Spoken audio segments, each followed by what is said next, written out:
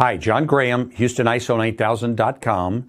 We're talking about ISO 9001 2015, and we're going to look in particular at 852. In section 852, it's called Identification and Traceability. And there's three small paragraphs there, and there's really three things going on.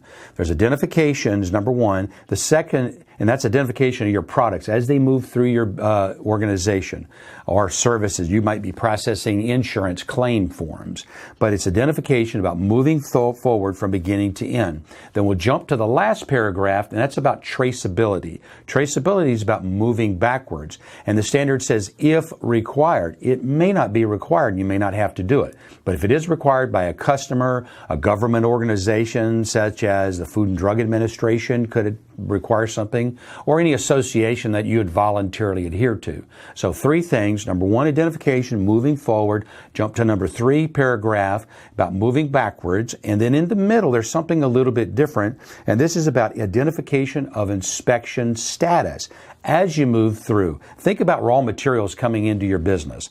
You're going to inspect raw materials. How do we know if they're good? Just because they're sitting there? No. Where we may red tag them if they're bad, or we sign certain paperwork that's saying they're good and based on inspection.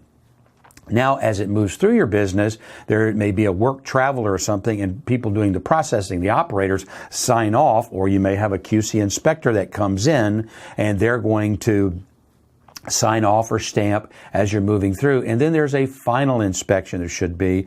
So the standard just says, how do we know it's good? That's really all they're asking. So three things. One of the easiest things to do, and of course, and I don't expect you to read this chart from here, the details, but just put receiving, in process, in final, and then across the top, the three paragraphs, identification, jump to the last one, traceability, and in the middle, identification of inspection status. So now I have some empty boxes. Fill in those boxes. It's going to say things like product identification, serial numbers, test numbers. It could be date codes, product codes, whatever it is.